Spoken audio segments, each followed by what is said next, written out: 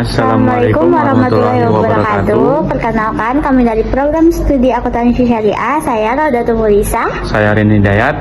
Pada kesempatan kali ini kami akan membahas dua topik yang sangat relevan dalam teknologi di dunia bisnis saat ini.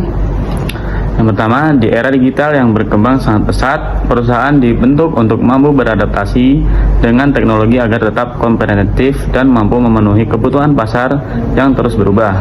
Nah, pemanfaat teknologi tidak hanya membantu meningkatkan efisiensi kerja, tetapi juga mendukung pengambilan keputusan yang lebih cepat dan akurat. Oleh karena itu, dalam video ini kami akan membahas dua materi, yaitu algoritma scaling system dalam perusahaan dan transformasi perusahaan konvensional ke arah digital. Dua materi ini menunjukkan bagaimana teknologi berperan sangat penting membantu perusahaan menghadapi tantangan bisnis di dunia modern. Oke, nah pertama-tama saya akan membahas tentang algoritma scaling system. Nah, algoritma scaling system adalah rangkaian langkah atau instruksi yang dirancang untuk mengevaluasi dan mengklasifikasikan data berdasarkan kriteria tertentu. Nah, sistem ini bekerja dengan mengumpulkan data, mengelolanya, kemudian menghasilkan keputusan atau rekomendasi secara otomatis. Dalam perusahaan, algoritma scaling system bisa digunakan untuk yang pertama, seleksi calon karyawan, penilaian risiko kredit nasabah, deteksi kecurangan transaksi, penyaringan pelanggan potensial, dan yang terakhir, monitoring aktivitas digital.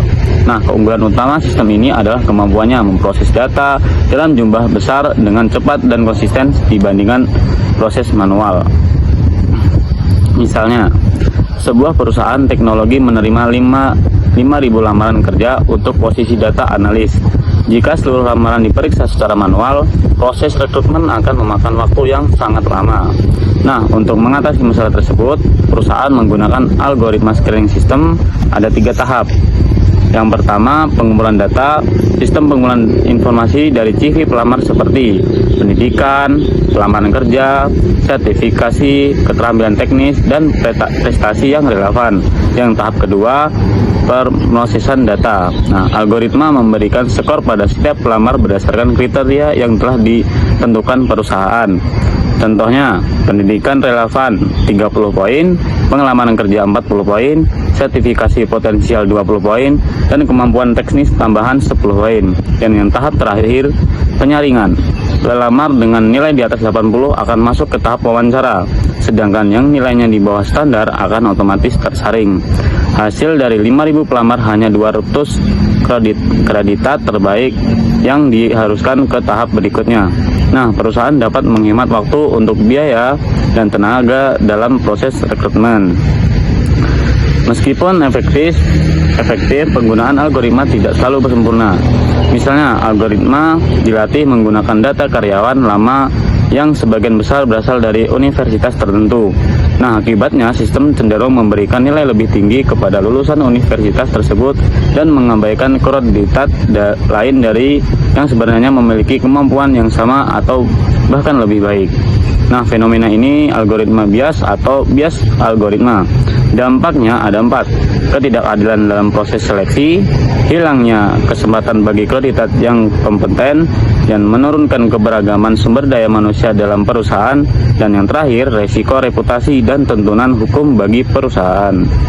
Solusi dan rekomendasi dari saya untuk mengurangi resiko tersebut, perusahaan perlu yang pertama, menggunakan data pelatih yang beragam dan representatif, dan yang kedua, melakukan audit algoritma secara berkala, dan yang ketiga, mengkombinasikan keputusan algoritma dengan penilaian manusia, dan yang keempat, menjaga transparansi dalam potensi seleksi, dan yang terakhir adalah memastikan sistem mematuhi prinsip etika dan perlindungan data. Dengan langkah tersebut, perusahaan dapat memperoleh manfaat efisiensi tanpa mengorbankan keadilan dan objektivitas. Selanjutnya saya akan membahas tentang transformasi perusahaan konvensional ke arah digital. Transformasi digital adalah proses perubahan menyeluruh dalam perusahaan melalui manfaat teknologi digital untuk meningkatkan efisiensi operasional, kualitas pelayanan, pengalaman pelanggan, dan serta daya saing bisnis. Transformasi digital tidak hanya berarti menggunakan teknologi baru, tapi juga mencangkup perubahan budaya organisasi, strategi bisnis, dan cara perusahaan menciptakan nilai bagi pelanggan. Contohnya, teknologi yang digunakan biasanya cloud computing, AI, big data analysis, Internet of Things, e-commerce platform, digital payment system. Perusahaan konvensional menghadapi berbagai tantangan seperti persaingan bisnis yang sangat ketat, perubahan perilaku konsumen menjadi layanan digital, penuntutan kecepatan dan kemudahan layanan, efisiensi biaya operasional, perkembangan teknologi yang sangat cepat. Akibatnya, perusahaan yang tidak beradaptasi, resiko kehilangan pelanggan dan pangsa pasar. Bayangkan nih, ada sebuah toko retail yang selama bertahun-tahun hanya menjual produk melalui toko fisik. Kondisi sebelum transformasinya nih, penjualannya hanya dilakukan secara langsung, promosi menggunakan brosur dan spanduk, data pelanggan tidak terdokumentasi dengan baik, terus proses transaksinya juga masih manual. Ketika pandemi dan perkembangan e-commerce meningkat, jumlah pelanggan yang datang ke toko tersebut menurun drastis.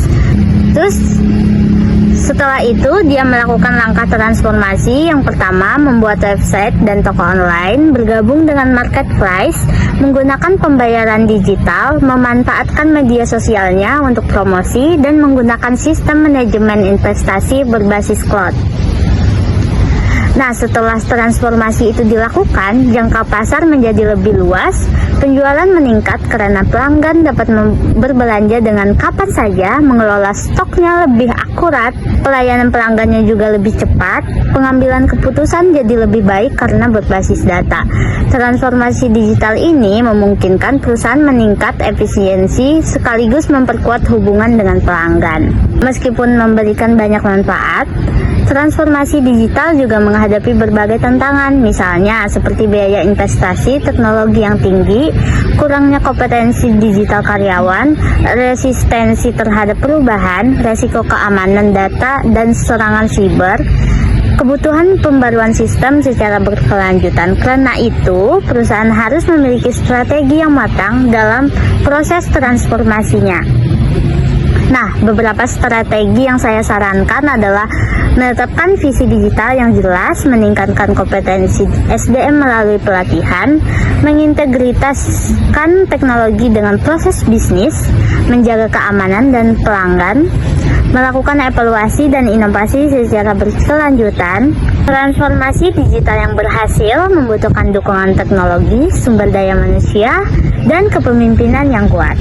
Sementara itu, transformasi perusahaan konvensional ke arah digital merupakan langkah strategis yang harus dilakukan perusahaan untuk menghadapi perkembangan teknologi dan perubahan kebutuhan pasar. Melalui transformasi digital ini, perusahaan dapat meningkatkan efisiensi operasional, memperluas jangkauan bisnis, dan memberikan layanan yang lebih baik kepada pelanggan. Kedua materi tersebut menunjukkan bahwa teknologi telah menjadi bagian penting dalam perkembangan dua bisnis modern. Namun, penerapan harus tetap memperhatikan aspek etika, keamanan data, serta kesiapan sumber daya manusia agar manfaat yang diperoleh dapat dirasakan secara optimal. Demikian, perusahaan yang mampu memanfaatkan teknologi secara tepat akan memiliki peluang yang lebih besar untuk mempertahankan perkembangan dan persaingan di era digital yang semakin dinamis. Demikian presentasi yang dapat kami sampaikan mengenai algoritma screening system dalam perusahaan dan transformasi perusahaan konvensional ke arah digital. Kami mengucapkan terima kasih atas perhatian dan waktu yang telah diberikan. Semoga materi yang kami sampaikan dapat menambah wawasan serta memberikan pemahaman secara mengenai pentingnya teknologi dan mendukung perkembangan perusahaan di era digital. Mohon maaf apabila terdapat kekurangan maupun kesalahan dalam penyampaian materi. Terima kasih. Terima kasih.